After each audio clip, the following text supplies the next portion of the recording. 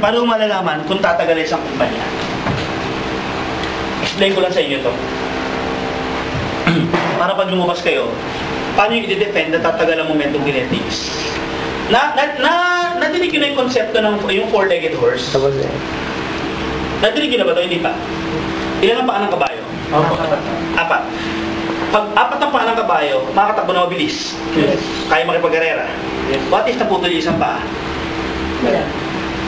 Pwede sigurong makatakbo, iika-ika ng konti. Mabagal. Mabagal.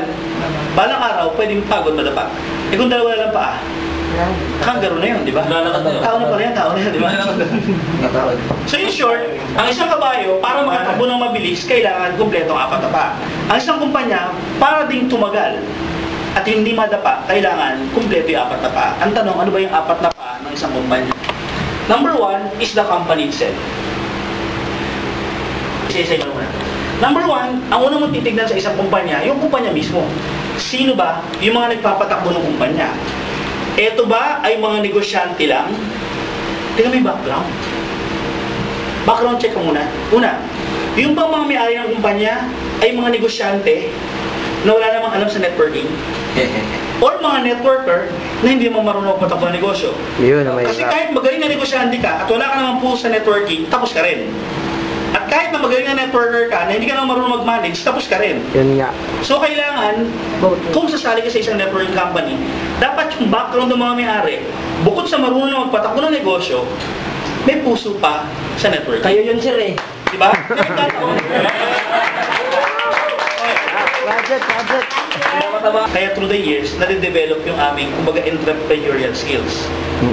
Nagkataon na networker din kami. So, may pusong networker and at the same time, tumibay yung knowledge sa pagpapatakbo ng negosyo. Nakuha niyo yun? Bakit ko sinasabi yan?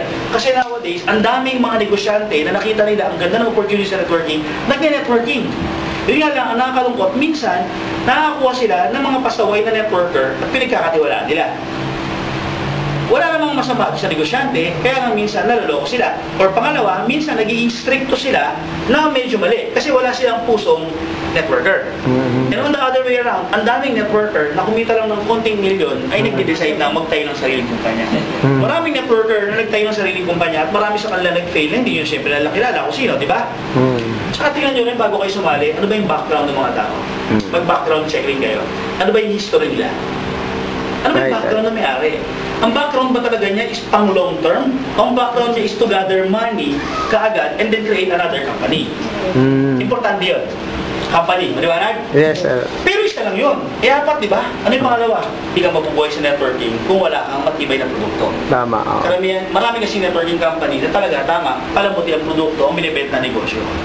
Yes, okay naman yun. As long as yung produkto mo naman, kahit negosyo ang present mo lagi, kahit paano naman yung produkto mo matibay. Gumagalaw. Dapat talaga. Di ba? Kailangan eh. Moving product. Pati mo, okay. Sunday, for example, Sunday is barley. Unang 2 taon namin, ang desisyon, patibayan lang yung produkto.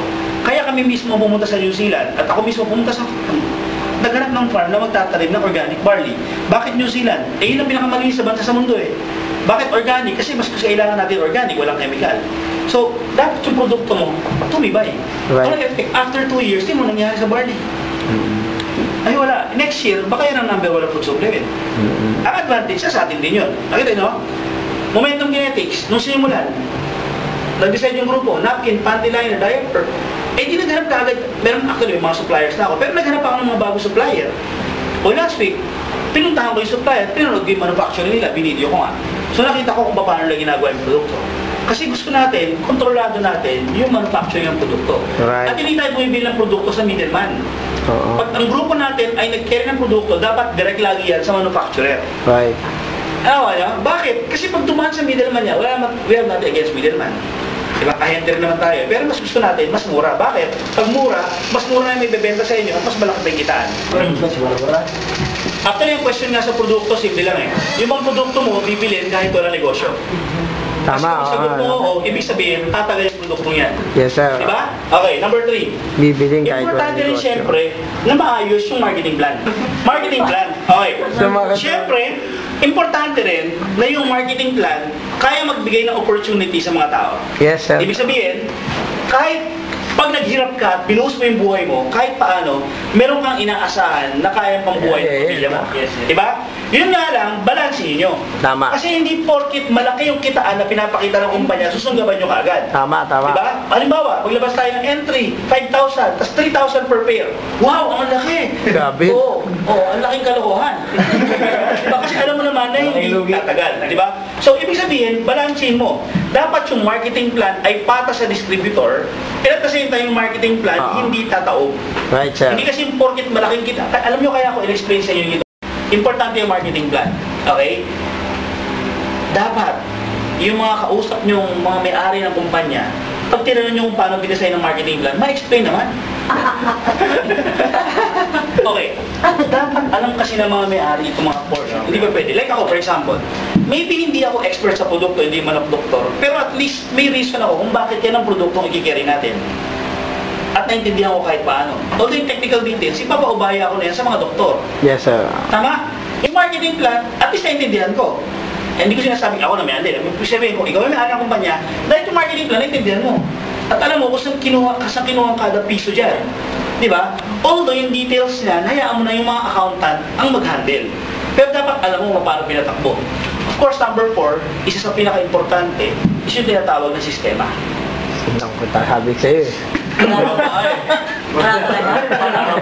Tama talaga eh, no? Medyo wide yung scope ng system. Kasi isang portion ng system is, paano ba nagre-release ng komisyon yung kumpanya? Hanggang ngayon, checky pa rin ang binibigay sa tao. Ang concern nila, paano yung mga nasa probinsya. Parang point ko lang simple eh. Bakit hindi nga makapaglabas ng ATM? Eh yung sistema ng ATM, hindi naman bago eh. Sa atin, okay, meron tayong, you can enroll your BPI account sa atin. You can request for China Trust. We're in the process of communicating and coordinating with Banco de Oro. So we're looking for more options. Because yung mga options na yun are readily available. All you have to do is i-grab mo yun. Bakit? Para maging madali para sa mga distributor. Ngayon yung kausap ko, sabi niya, siguro kaya yung kumpanya namin hanggang ngayon cheque pa rin, kahit yung mga probinsya ay kailangan cheque, para, di ba, malaki pabor sa kumpanya kung yung mga tao sa probinsya hindi nakukuha yung cheque nila. Madidelay. Bakit? Madidelay eh. Nakakuha niyo yun? Paano nila makikita kung magkano yung kinikita nila? Hanggang ngayon, hindi maintindihan ng mga distributor kung bakit hindi nila ma-monitor kung magkano yung kinikita nila.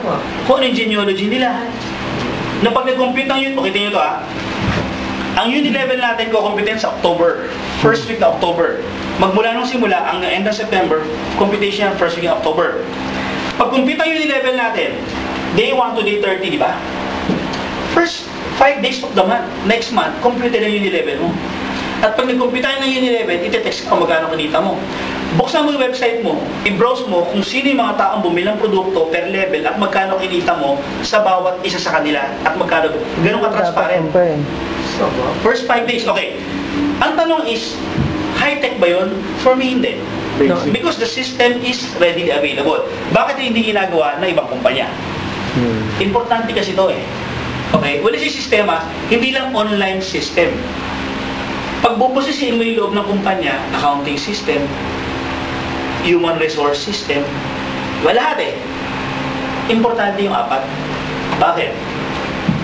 Kung isa lang dyan ang sumabit, halimbawa, ang ganda ng palagi mo, okay yung kumpanya, maganda yung complan, okay yung system, palpak yung produkto, balang araw madadapa. Yes. Maganda yung produkto, yung complan sabi, ito, madalas mangyari ito. Kahit anong ganda ng produkto mo, pag nalugi yung complan, ang feeling ng mga tao, parang yung produkto. Ang ganda ng kumpanya, ang ganda ng produkto, ang ganda ng marketing plan, sa bugang system, wala rin. Pilay. Tama, di ba? Wala lahat. Ayun, wala na yun, di ba? Tapang yun. Tapa yun, tapang kabayo yun, tapang. Kung seryoso ang isang kumpanya, dapat naman talaga nilang ayun. Dapat talaga. Di ba? Yung nga lang, advantage nyo, yung sa atin, ayos na. Actually, bago pa nga magsimula ang Momentum Creatives, ayos na natin kasi yung infrastructure is already in place eh. Nako, ano? Maliwanag. Well, kaya ako senior sa inyo to. Yes, sir. So that pag may kausap kayong networker, ako approach ko ganito eh. Paano malalaman? Kasi usually, pag may kausap ka networker, kaya ka naman kinakausap niyan kasi open siya sa panibagong kumpanya. Yes, sir. Paano ba niya ma-appreciate? Ito lang. Yan ang explanation.